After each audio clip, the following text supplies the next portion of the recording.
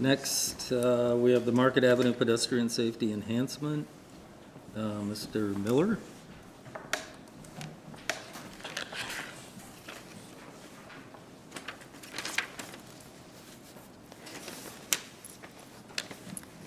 Good morning. Morning. Yeah, so I'm here to actually talk about a series of pedestrian safety enhancements. There's a total of 7 of them in the packet. The first one that we're going to discuss is the one that actually needs the motion. The remaining 6 are going to be for information purposes, with the anticipation that we will be coming back to the DDA for future funding support when those start to evolve. So the first one is, I'm gonna jump one slide ahead here. A lot of what we're talking about today are what we refer to as RFBs, rapid flashing beacons. We're installing a series of these to make the intersection a little bit more predictable and safe for pedestrians crossing it.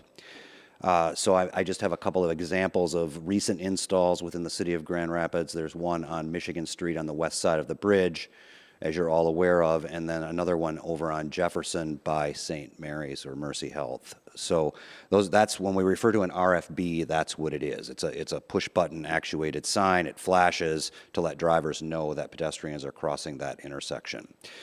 So this first one that we're talking about is at Market Avenue and Weston, so just south of Fulton Street. This is the one that actually requires the motion today.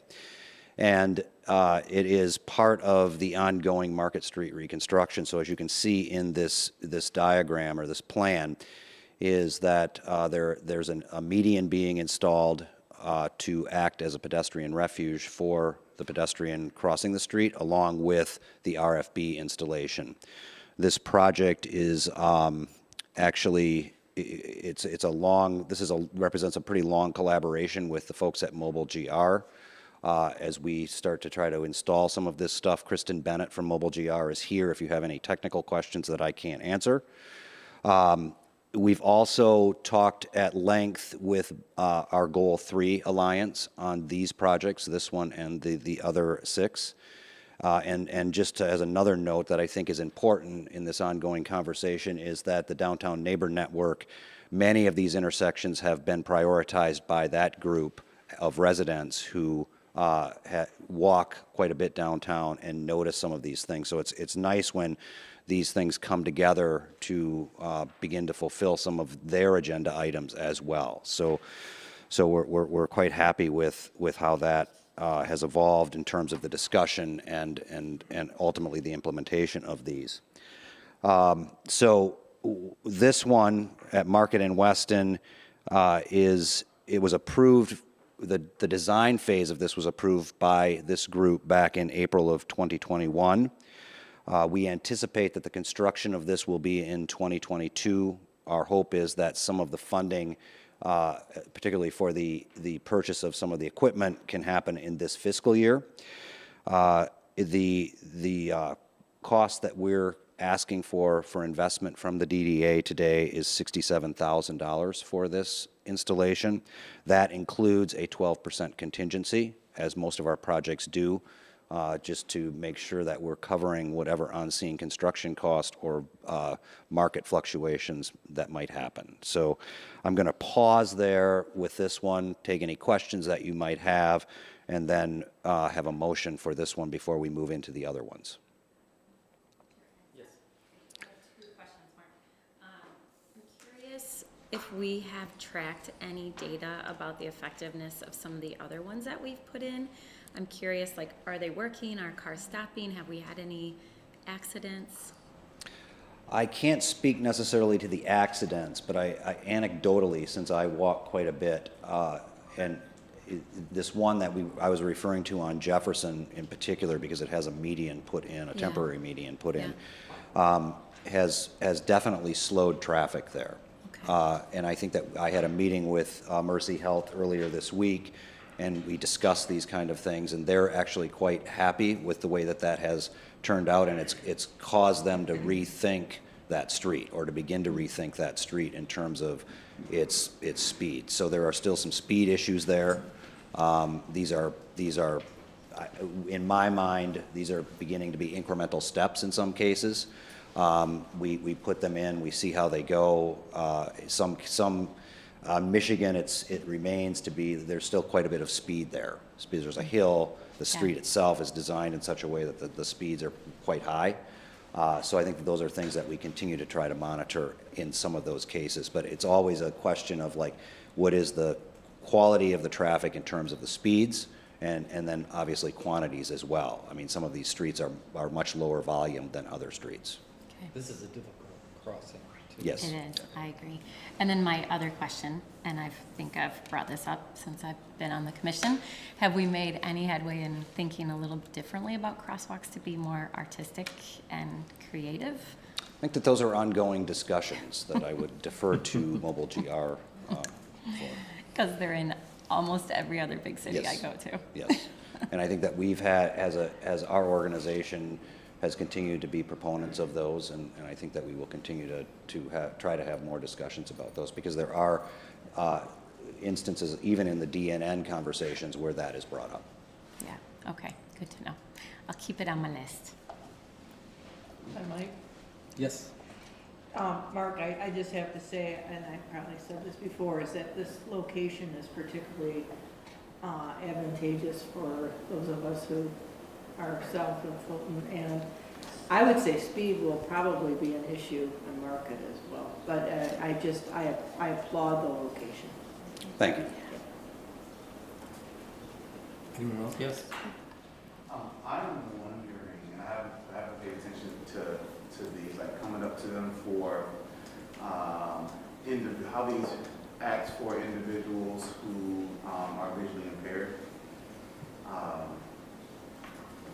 So, like, is pushing that button? I don't think how to say this. For those that are visually impaired, is it easy, I guess, to find that button to push to cross the street? It ultimately, I think, it depends on the level of the impairment. So I don't think that these are necessarily set up for cues, verbal cues, that would tell you to push a button or where the button is or anything like that. So I think there's one actually on Cherry Street outside of our district that has verbal cues that does tell you when to cross. And we'll be talking about that a little bit later on with some of our other countdown signals, where we're trying to weave some of that thinking into our future infrastructure. But I think it's a good question. It's one that we continue to analyze, and this is again in collaboration with the City of Grand Rapids, but also our partners at Disability Advocates and Common Notice.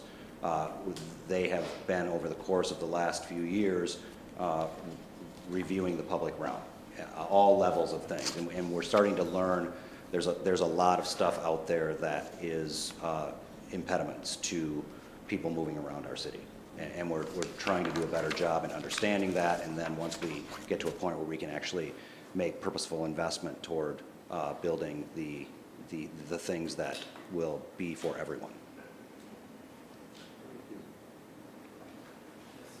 Has there ever been any bit of PR campaign around how these work and where they are for our residents? I'm not sure. I think so. I think that Mobile GR had quite an elaborate campaign for a while about some of this stuff, along with their bicycle PR. It wasn't specific to using our Rfbs, but it was around when we changed the ordinance from yield to pedestrians in uncontrolled crosswalks to stop for. We found that people didn't understand the term yield. Yeah. Which is modified the ordinance. It means really the same thing, yield and stop, but people just understood the term stop better. So we do have some materials around that. We're hoping to kind of expand on that as a larger safe, general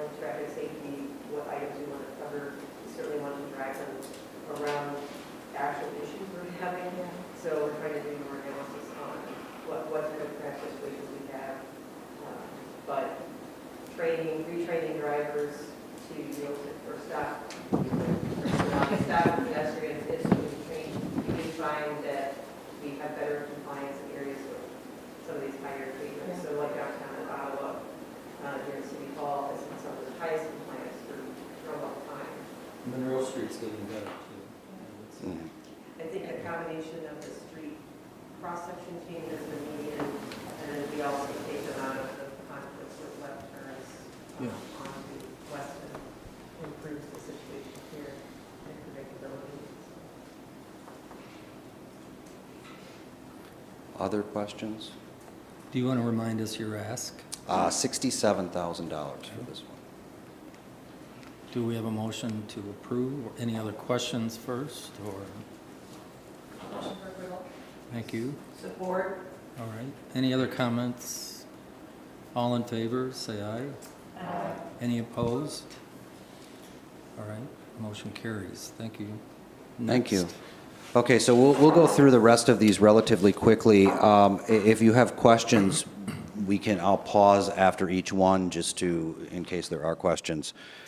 So none of these they don't require a motion today. They're just for information in anticipation of coming back later once we have more design information and hopefully bids on them. So this one is an RFB on Lafayette Avenue at Mary Free Bed. It's right at an existing crosswalk, as you can see, right below the skywalk that connects those two buildings. So it's circled and highlighted there. Any questions on this one or comments? These are all still being worked on, so they're not at the same stage as the previous one was. Next one is at Cherry Street in Ottawa, and we've discussed this one a few times with you. You actually approved the design funding for this one back again in April of '21. This is right at where the Ottawa Avenue was extended, just to the east of Ottawa Avenue. It's an important crosswalk. It's connecting downtown to the Rapid Central Station. There's quite a bit of activity there, and it's underneath 131. So this again has a new crosswalk put in and RFBs on both sides that really do the same thing that the previous ones that we've talked about. Any questions, comments? The next one is, again, an RFB on South Division Avenue at Mcconnell. This is a difficult crossing. The speeds here are pretty high, especially as what we've noticed, interestingly, is I think that the new street reconstruction north of Wealthy tends to slow traffic quite a bit because of the boulevard. Once they cross Wealthy, they tend to speed up for whatever reason. And this one's interesting because it already has the median in place, which you'd expect to be slowing traffic down a little bit. I think it's still relatively slow here, and then when it gets south of this, it really picks up because that is just one big tarmac of asphalt down there. So this one is, again, RFBs. We've already got the median and the pedestrian refuge, so this should improve this intersection quite a bit for people crossing there. Any questions? Sorry. Okay, this next one is Monroe and Campo, another kind of difficult crossing because of the geometries of the streets. They're curving, and there is still quite a bit of pedestrian activity here. It connects at the Blue Bridge, so this is an interesting intersection. This is one that has specifically been highlighted by the Downtown Neighbor Network as a high priority intersection. Because they notice the amount of conflicts that sometimes happen here. Again, and our RFBs here as well. Any questions?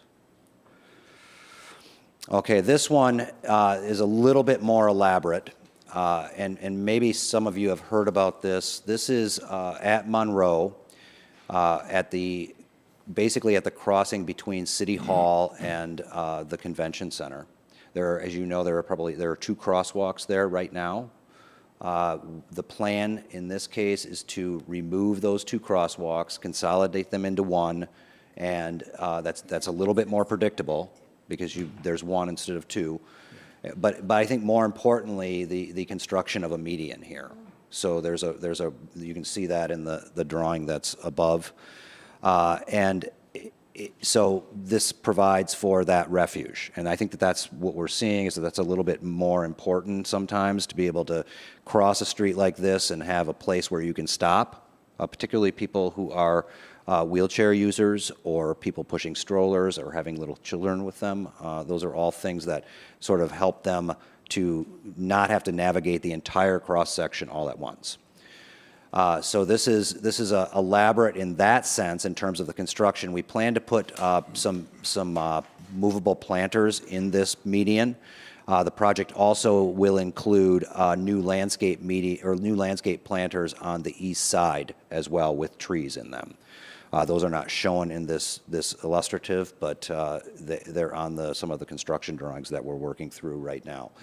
The other thing with this, and I think that this is probably the thing that's going to make it most prominent in terms of its visual, presence, is there's going to be a mast arm that crosses the street here. So a large mast arm that has the beacons on it for vehicles, and it's a new thing, relatively new thing in West Michigan. I think there's something similar if you've seen it on Michigan east of downtown, that you're still pushing a button.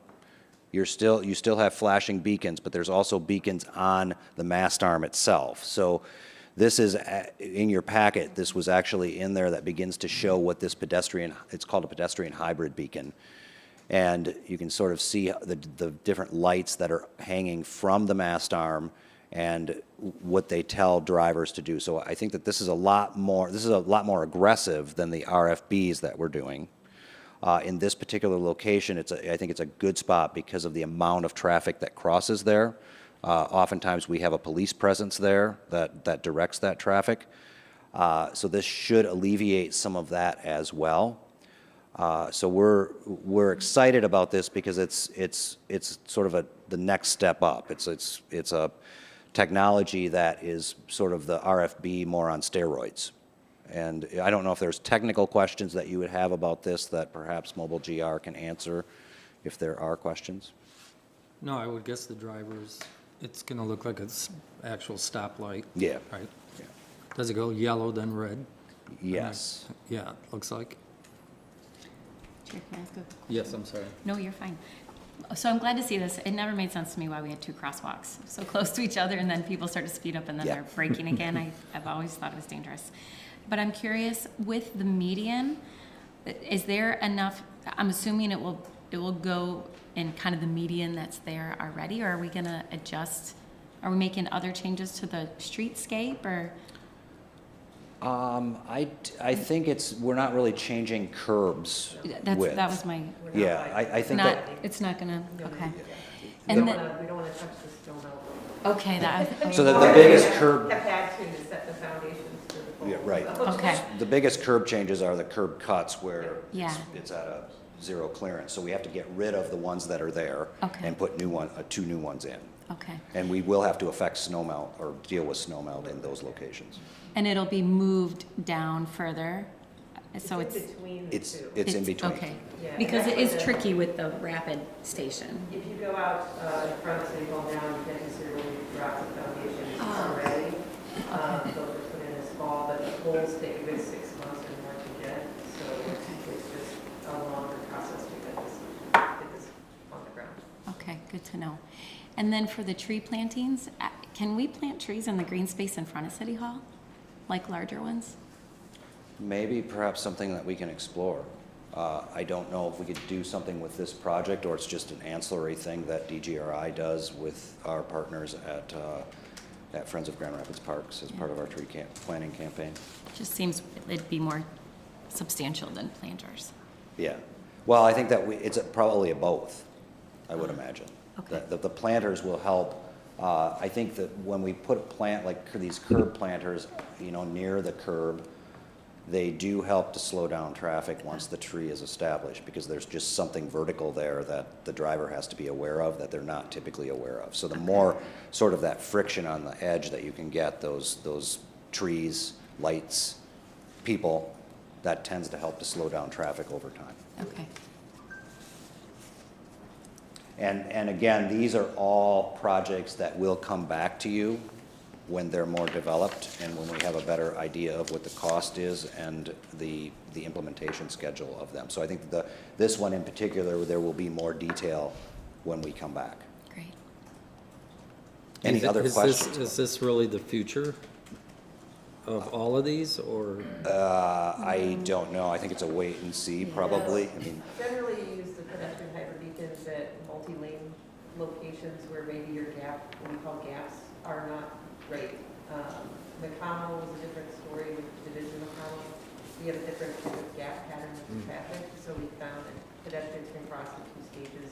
But if things change down in the southern part of downtown, we may find that we need to upgrade, and then we can take that RFB equipment and relocate it to another new location or use it for replacement equipment, so. Okay.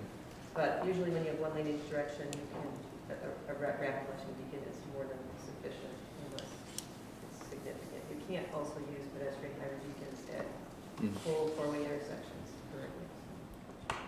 So, just a question, these non-artistic ones that you're putting in, as the mayor loves so much.